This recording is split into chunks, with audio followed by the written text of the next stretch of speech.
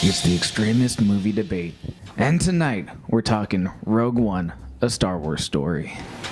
I am Joe. I'm Ethan, and one of us is going to love it, one of us is going to hate it. Let the coin decide their fate. I hate it. I love it. I do.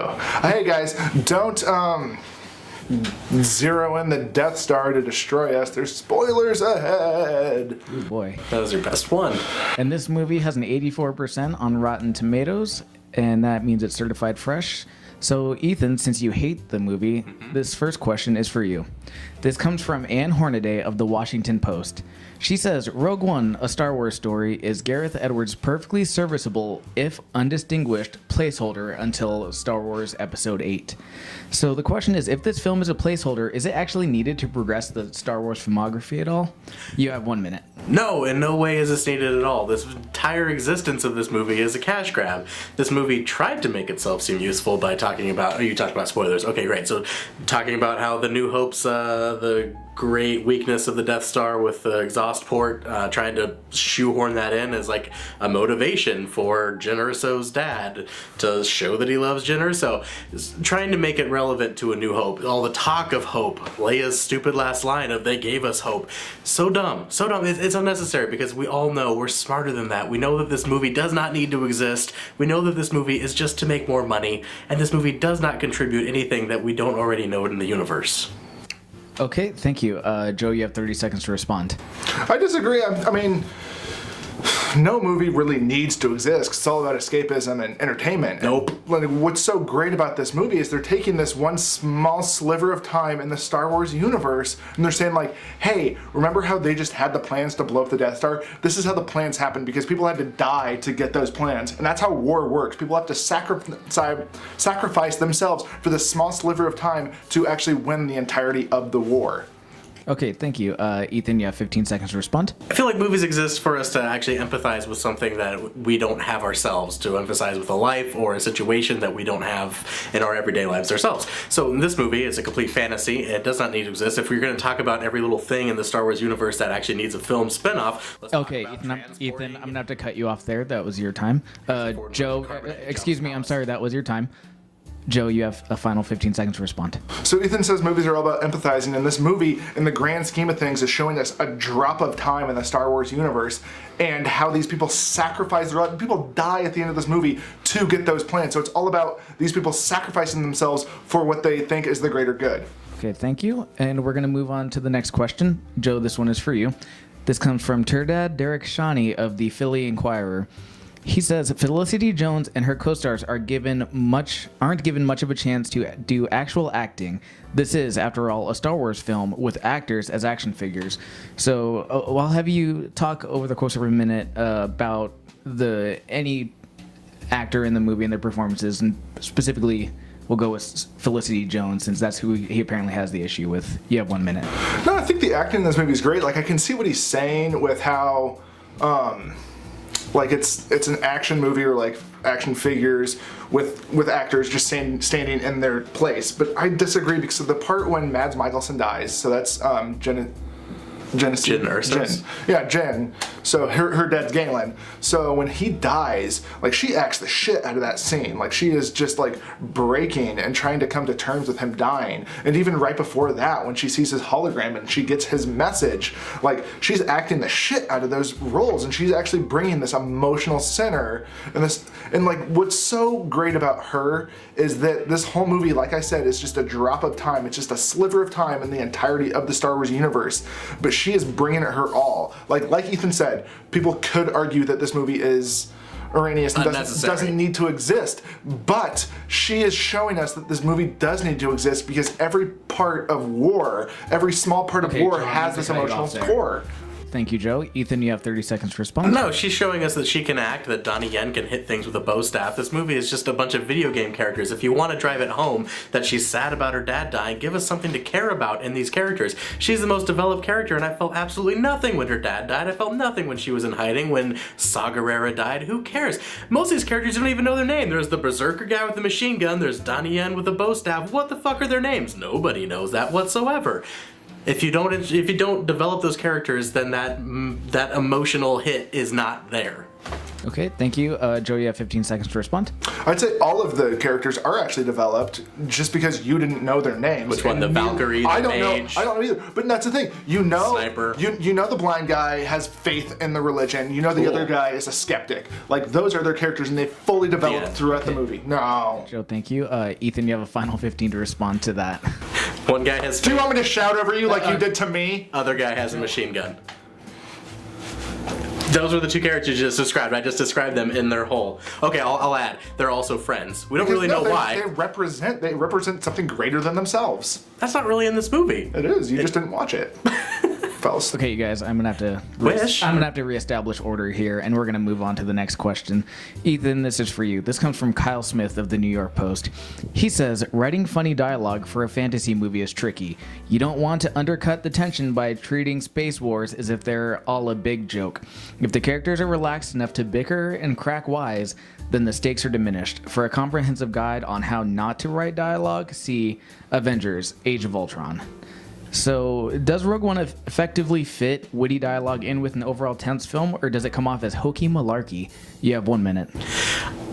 Hokey malarkey, and mostly on the fault of K2SO. It's only saved because Alan Tudyk has talent, just like you're talking about with Jen Erso. She has talent. Her character is dog shit.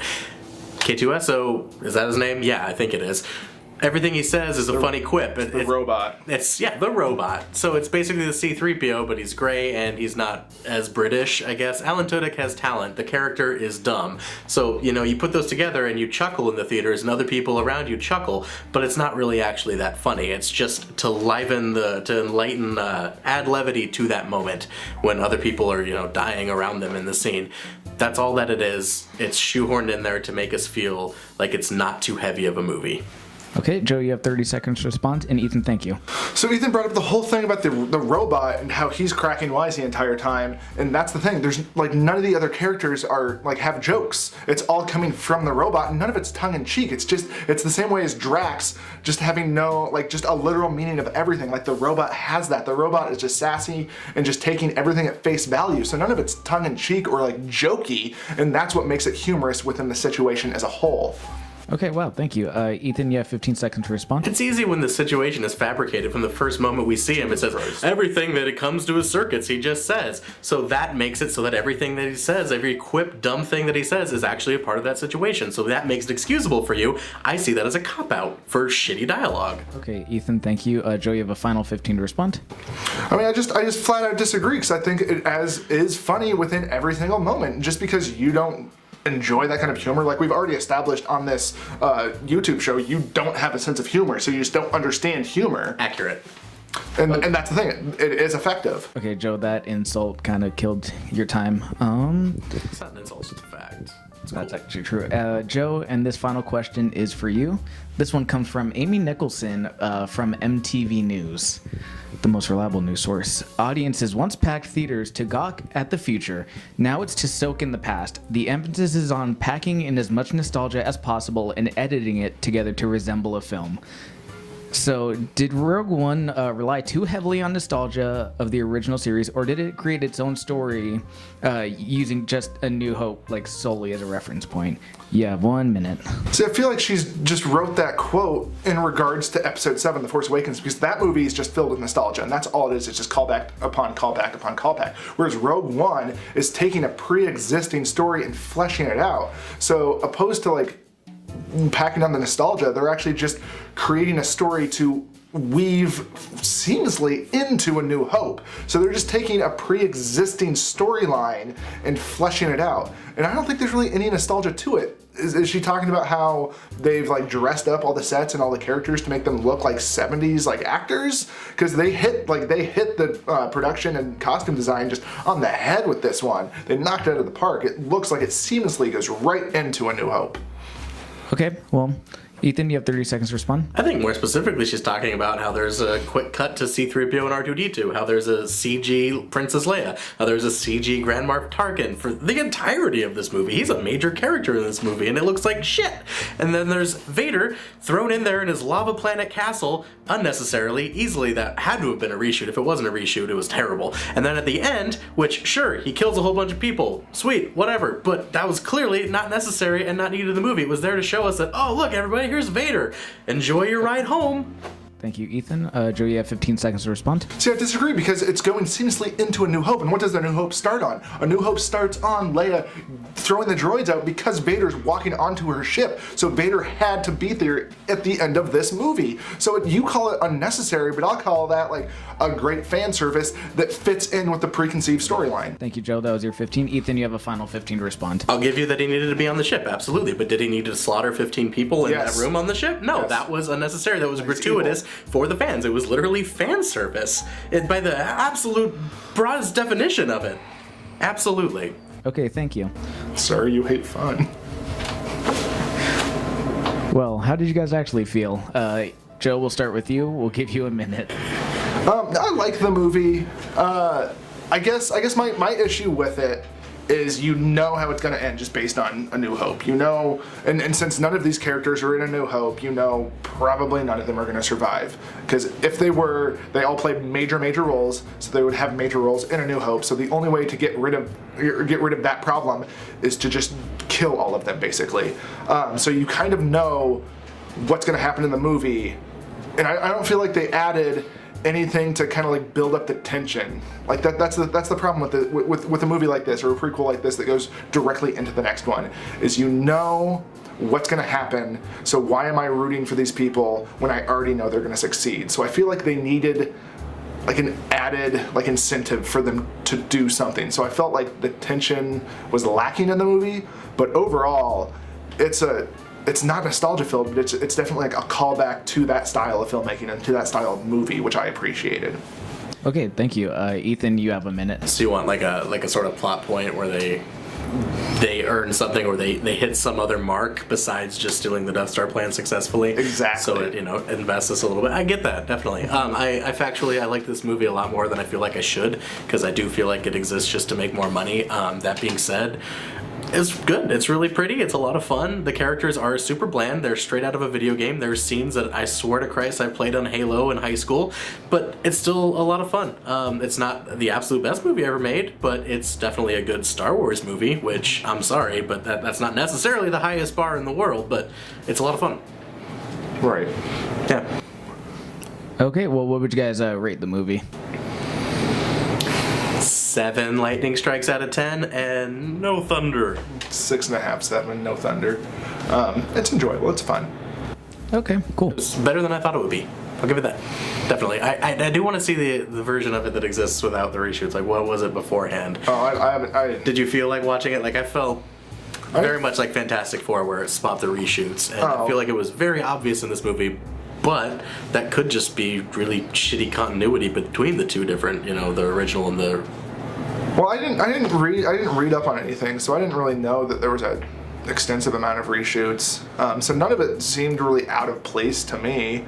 I thought the middle dragged a little bit, but also like going to kind of your like cash grab thing, like that's kind of what every movie is kind of a cash grab. You have a very small sliver of like art films that just like don't give a shit if they make any money. I mean, they would love money, of course, but they don't care if they actually make this huge profit. So I feel like calling it a cash grab is just like calling the Hollywood model industry an entirety of cash grab. So completely, absolutely, but it feels a little bit more prominent when this movie does not exist to really add much.